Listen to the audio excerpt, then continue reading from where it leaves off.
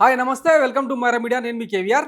ఆంధ్రప్రదేశ్లో కూటమి సర్కారు నాణ్యమైన మద్యం ఇస్తుంది కదా, దానికోసం తన్నుకు చేస్తూ ఉన్నారు. బార్లల్లా, వైన్లల్లా, బయట గంజాయి దాగి మద్యం మత్తులో రేపులు, మానభంగాలు ఇవన్నీ తెలిసిందే కదా. ఆఖరికి సీఎం తర్వాత షాడో సీఎం లాగా వ్యవహరిస్తున్న మన చిన్నబాబు గారి నియోజకవర్గంలో మంగళగిరిలో నిన్న అర్ధరాత్రి ఇట్లా బార్లో తణుకు చచ్చిరనమాట ఇద్దరు. సో ఇట్లా తనుకొని ఒక వ్యక్తి చనిపోయింది. బార్లో యువకుల పరస్పర దాడులు, ఒకరు మృతి, నలుగురికి గాయాలు. గుంటూరు జిల్లా మంగళగిరి ఆటోనగర్లోని ఓ బార్లో మద్యం మత్తులో శుక్రవారం రాత్రి యువకులు వీరంగం సృష్టించారు. మద్యం తాగిన యువకులు రెండు వర్గాలుగా విడిపోయి ఘర్షణకు దిగడంతో నలుగురికి గాయాలయ్యాయి. పోలీసులకు సమాచారం అందడంతో బార్ వద్దకు చేరుకుని గాయపడిన వారిని ఆసుపత్రికి తరలించారు. వారిలో చినకాకానికి చెందిన పుల్లగూర రవిచంద్ర 25 ఏళ్ల వయసు అనే యువకుడు ఆసుపత్రిలో చికిత్స పొందుతూ మృతి చెందాడు. గొడవకు కారణమైన యువకులను స్టేషన్కు తరలించారు. ఇంకా అంతకుమించి ఏం చేస్తారు?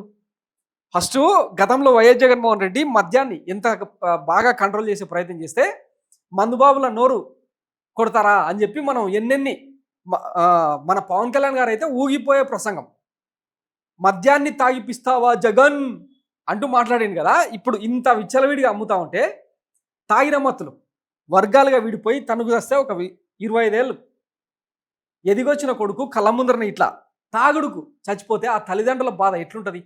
దీని మీద మన డిప్యూటీ సీఎం గారు ఏమైనా మాట్లాడతారా? పోనీ చంద్రబాబు గారు ఏమైనా మాట్లాడతారా? అసెంబ్లీ సాక్షిగా అన్నాడు కదా, దేశంలోనే నాణ్యమైన మద్యం ఇంత సరసమైన ధరకిస్తున్న ఏకైక ప్రభుత్వం మనమే. మెదడులో తలకాయ ఉన్నాడు ఎవడైనా ఈ మాటలు మాట్లాడతారా? ఇట్లాంటి ఘోరాలకన్నిటికీ వీళ్ళు ఇప్పుడు ఏం సమాధానం చెప్తారు? సో మనకు కావాల్సింది విద్యా వైద్యమా, సంక్షేమమా, లేదంటే ఇట్లా నాణ్యమైన మద్యం మత్తులో వీరంగమా? అరాచకాలు, కిరాతకాలు, రేపులు, మర్డర్లు, మానభంగాలు ఇవి కావాలా? ఓటేసిన పాపానికి ఇట్లా అరాచక పాలన నడిపిస్తూ ఉంది ఈ కూటమి సర్కారు. ఈ మద్యం సిండికేట్ కూడా ఇన్నిన్ని పాపాలు జరుగుతూ ఉంటే, ఇన్నిన్ని మోసాలు, ఇన్నిన్ని స్కామ్లు జరుగుతూ ఉంటే గతంలో వైఎస్ జగన్మోహన్ రెడ్డి సర్కారు హయాంలో జరిగిన మాఫియాను మాత్రమే వెలుగులోకి తీసుకొస్తాం. మరి ఇట్లాంటి వాటికన్నిటికీ ఎవరిని బాధ్యులను చేయాలి? ఏ ఎక్సైజ్ శాఖ మంత్రిని, ఏ ఎక్సైజ్ అధికారిని విచారణకు తీసుకురావాలి? సో ఆలోచించుకోవాలి. Thanks for watching Myra media. నేను మీ కేవీఆర్. Thank you.